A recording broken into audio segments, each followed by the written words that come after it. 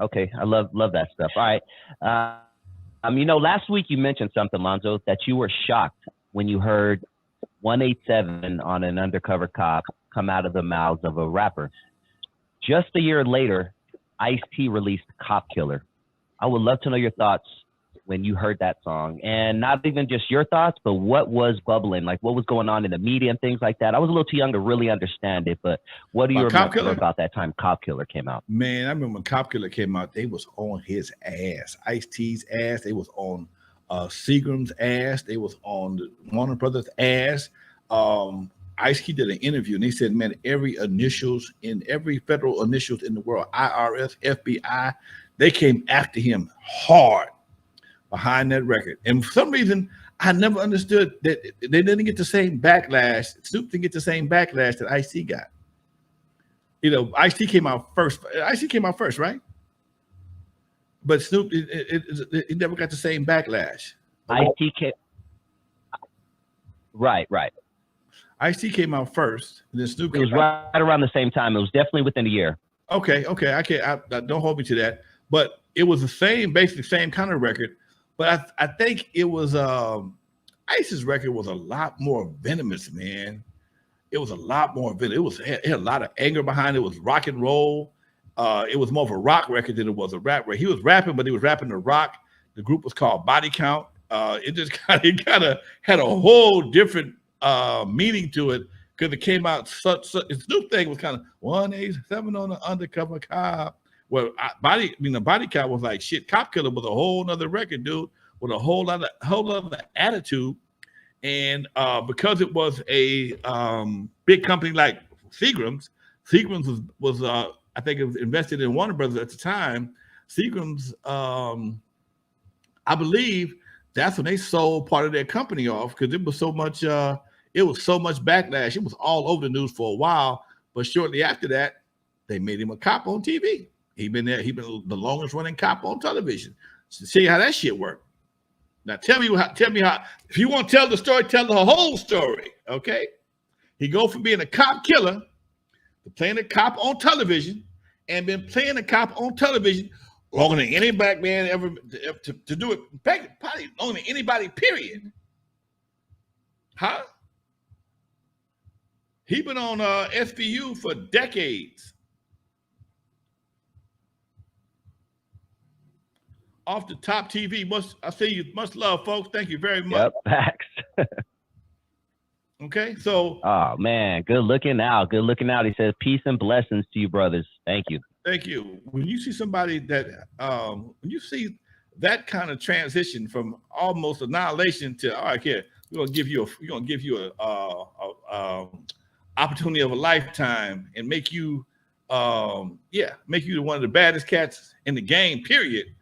You ain't heard him say no more cop killers, have you? Ain't shot nobody else on record yet. I don't think it's gonna happen. Now you know the industry, Lonzo. Take yourself back to 91, 90, whenever it happened, 92, whenever that was. I think it was 92 because it was right after the Rodney King situation. It was right around that time. I remember that was a very important year in my life. But you were in the industry, or you knew the industry, and you know it then. How does a song like KlLLER get past all the red tape and all the executives, and how does it get on the radio? Was it a looking back, I kind of think it was a publicity stunt that someone pulled somewhere along the lines, but I'm probably wrong. You know what? Back then, music was still, especially rap, was still finding its way. And a lot of shit got past people because they didn't, a lot of stuff was never meant to go to radio. A lot of your big rock and roll groups never go to radio. A lot of them never go to radio. Never intend to go to radio. N.W.A was never supposed to go to radio. They were not designed for radio, but there was a big underground market because most of your money is made in touring anyway.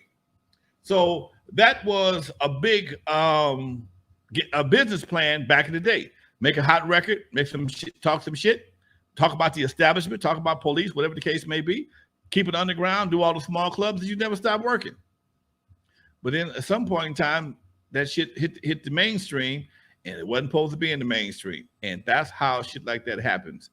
Somebody grabs it and takes it and they run with it. And it all depends on the political climate at that time. Politics have a lot to do with that shit too. I don't know whether it was election year or not. I'm not sure. If it was, that could have a big impact on what's being played. Because now it was in fact 1992. Yeah. Okay. So now if that's first term. If that's election time, it's time to find something to ride to the White House on, or ride into the Senate, ride on to Congress, whatever the case may be.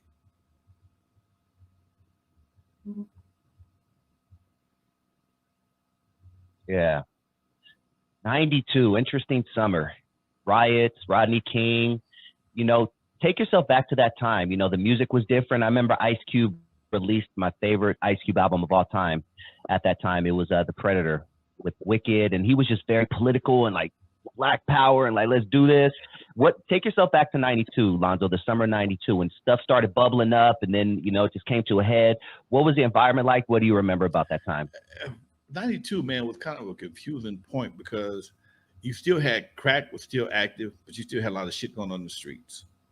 And you didn't know who was doing what. You know, I remember 92, I tried to open the Eve After Dark up on the youngster tip for a minute. And it was probably the most horrible thing I've ever experienced as a nightclub owner. Because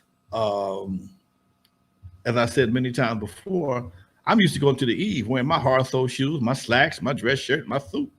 Now I got to wear jeans, tennis shoes, and a hoodie or a sweatshirt because I got to be a part of the security team to keep people from killing each other. And it just became such a hateful time, man. It really was. It was a lot of anger was in the air, dude. There was a lot of anger, a lot of pissed off people, and you felt it. You felt it all the time. You know, drive-bys were occurring on a regular basis.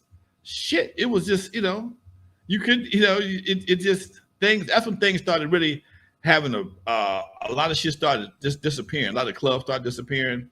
A lot of events started disappearing. People just stopped doing things because it's got so crazy in the community where it just slowed everything down, man, brought everything to a halt almost.